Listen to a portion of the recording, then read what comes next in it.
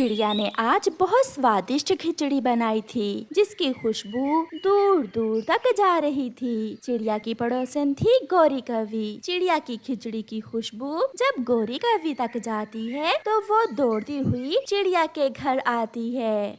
चिड़िया चिड़िया, आज क्या बनाया है तुमने? बहुत खुशबू आ रही है।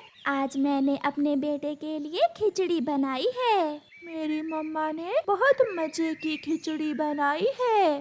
चिड़िया बहन, अपनी पड़ोसन को भी दे दो थोड़ी सी, मैं भी तो खा कर देखूं कि कैसी बनी है खिचड़ी। लो गौरी बहन, आप यहीं बैठकर खा लें। फिर गौरी कवि चिड़िया की स्वादिष्ट खिचड़ी खाती है और वहाँ से चली जाती है।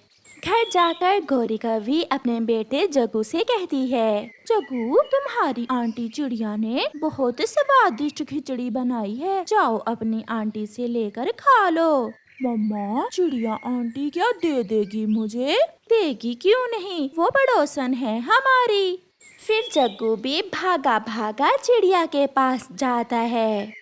आंटी आंटी, थोड़ी सी खिचड़ी मुझे भी दे दो, मुझे बहुत भूख लगी है। आज मम्मा ने घर में कुछ भी नहीं बनाया। आपकी मम्मा तो हमारे घर से खिचड़ी खा कर गई है, वो घर में क्यों कुछ बनाएगी? फिर चिड़िया कवि के बेटे जग्गू को भी थोड़ी सी खिचड़ी दे देती है। जग्गू खिचड़ी खा लेता है और वहाँ से चला जाता है। जैसे ही शाम होती है तो गौरी का पति कालू कौवा भी बाहर से घर आता है। गौरी गौरी, खाने में क्या है? मैंने और जग्गू ने तो चिड़िया से खिचड़ी मांग कर खाई है, बहुत स्वादिष्ट खिचड़ी बनाई है चिड़िया ने। गौरी, अगर मैं जाऊं तो क्या चिड़िया मुझे भी खिचड़ी दे देगी? वो तुम्हारी पुरानी जाने वाली है, वो तुम्हें कैसे इनकार कर सकती है। जाओ और तुम भी चिड़िया से खिचड़ी लेकर खा लो। मेरी पड़ोसन चिड़िया कैसी है? बहुत दिन हो गए चिड़िया से मिले हुए। मैंने सोचा आज अपनी पड़ोसन से मिलकर ही आऊं। कालू अंकल, आप भी यहाँ खिचड़ी खाने आए हैं ना? ये सुनकर चिड़िया हंसने लग जाती है और कालू को खिचड़ी दे देती है। कालू खिचड़ी खाकर वहाँ से चला जाता है। रात हो जाती है। कौवे अपने घर में बैठे हुए थे कि उनके घर के दरवाजे पर दस्तक होती है। गौरी कवि दरवाजा खोलती है तो बाहर गौरी की माँ खड़ी थी। माँ, आप और इस समय? क्यों, मैं अपनी बेटी के घर इस समय नहीं आ सकती। फिर गौरी की माँ घर में चली जाती है। गौरी, आज क्या बनाया है खाने में? बहुत खुशबू आ रही है। माँ, मैंने तो कुछ नहीं बनाया, ये खुशबू मेरी पड़ोसन के घर से आ रही है, उसने खिचड़ी बनाई है आज। खिचड़ी? मुझे तो खिचड़ी बहुत पसंद है, मैं भी खिचड़ी खाऊंगी। गौरी, अब अगर गए तो चिड़िया हमें खिचड़ी नहीं देगी। कालू, तो क्या मेरी माँ भूखी ही सोएगी? गौरी, चिड़िया सो गई होगी, तुम आहिस्ता से जाओ और चिड़िया की खिचड़ी की देगची ही चुरा लाओ। माँ जी भी पेट भर के खाएगी और हम भी थोड़ी थोड़ी और खा लेंगे। कालू जी, मैं अभी चिड़िया की खिचड़ी चुरा कर लाती हूँ, तुम प्लेटें धो लो, मैं अभी आई। फिर गौरी कवि चिड़िया के घर से खिचड़ी चुराने चली जाती है। वो खिड़की में से चिड़िया के घर में घुस जाती है और आहिस्ता से अपनी चोंच चिड़िया की खिचड़ी वाली देगची में डालती है। चिड़िया की भी आंख खुल जाती है। चूल्हे में आग जल रही थी। चिड़िया एक जलती हुई लकड़ी उठाकर गौरी कवि की पूंछ पर मारती है। मर गई, हाय मैं मर गई। चिड़िया, मेरी पूंछ टूट गई। बेशरम, इतनी खिचड़ी तो हमने नहीं खाई जितनी तुमने खा ली, और फिर अब चोरी करने आ गई हो। चिड़िया एक जलता हुआ डंडा और गौरी के लगाती है और गौरी रोती हुई वहाँ से भाग जाती है। गौरी बेटी, खिचड़ी कहाँ है? माँ, चिड़िया ने कहा है कि माँ जी से कहो खुद ही आकर खा जाए। मगर कालू गौरी की जलती हुई पूंछ देखकर कहता है, आग आग, गौरी, तुम्हारी पूंछ से धुआं निकल रहा है। और गौरी जोरों से रोने लग जाती है। कालू, बहुत मारा चिड़िया ने, मुझे चलते हुए डंडे से मारा है चिड़िया ने। तो फिर क्या, मुझे भूखे ही सोना होगा, मैं खुद जाती हूँ। ऐसे गौरी की माँ खिड़की से जाकर चिड़िया से कहती है, चिड़िया चिड़िया बेटी, खिचड़ी दे दो। ये सुनकर कुकू और उसकी मम्मा हंसने लग जाते हैं। चिड़िया के 2 बच्चे थे, एक बेटा और एक बेटी। बेटे का नाम कुकू और बेटी का नाम गुड़िया था। गुड़िया बहुत अच्छी थी, वो अपनी मम्मा का हर कहना मानती और अपनी मम्मा के साथ सारे काम करवाती थी। जबकि कुकू बहुत आलसी था, वो अपनी मम्मा को हर समय तंग करता था। कुकू की मम्मा अपने बच्चों से कहती है, बच्चों, आज हम थोड़ी दूर तक जाएंगे और मैं आपको एक्सरसाइज करवाऊंगी। एक्सरसाइज करने से हम स्वस्थ रहते हैं। अपनी मम्मा की ये बात सुनकर गुड़िया बहुत खुश होती है, मगर कुकू अपनी शक्ल बिगाड़ लेता है। नहीं मम्मा, मैं थक जाऊंगा, मेरे पंखों में दर्द होता है ज्यादा उड़ने से। कुकू बेटा, अगर शरीर को इतना आराम दोगे तो तुम बीमार हो जाओगे। हमें स्वस्थ रहने के लिए उड़ना होता है, उड़ने से हमारे पंख मजबूत होते हैं।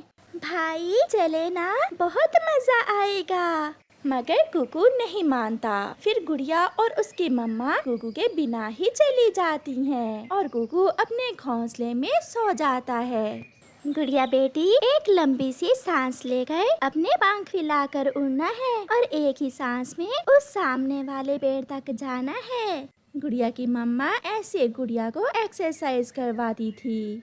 शाम को घर वापस आते समय मम्मा चिड़िया सब्जी की दुकान पर जाती है। गौरी बहन, भिंडी क्या भाव है? ले लो चिड़िया, आज भिंडी बहुत सस्ती हो गई है, मेरे अपने खेतों की है ये ताजा ताजा भिंडी। चिड़िया भिंडी की सब्जी और कुछ टमाटर लेकर अपनी बेटी के साथ वापस घर आती है। माँ, बहुत देर कर दी, मुझे बहुत भूख लगी है। मैं अभी खाना बना कर देती हूँ अपने बेटे को। फिर मम्मा चिड़िया सब्जी काटती है और गुड़िया अपनी मम्मा के काम में मदद करती है। मम्मा चिड़िया खाना बना लेती है। कुकू, उठो बेटा, खाना तैयार है, खाना खा लो। मम्मा, ये क्या, ये तो भिंडी है, मैं तो भिंडी नहीं खाऊंगा।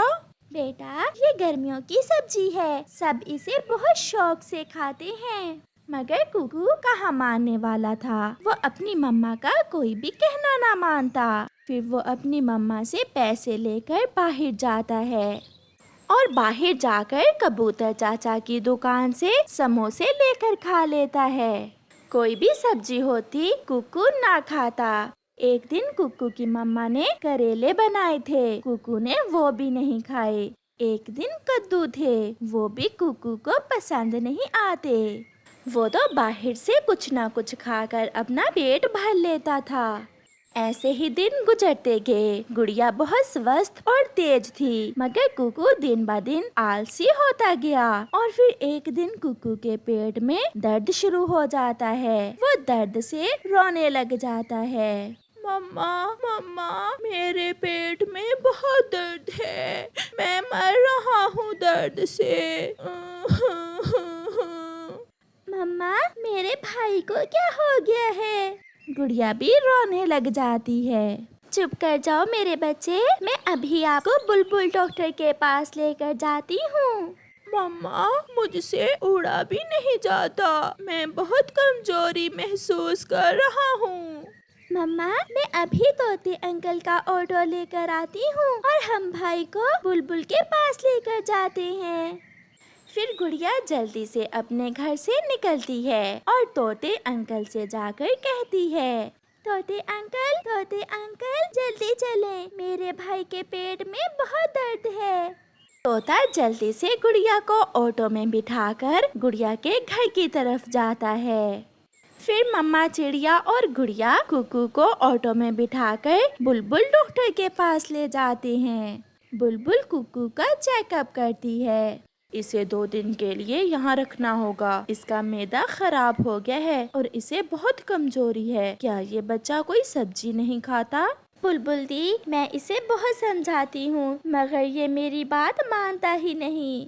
मम्मा, मैं आपकी हर बात मानूंगा, प्लीज मुझे ठीक कर दें।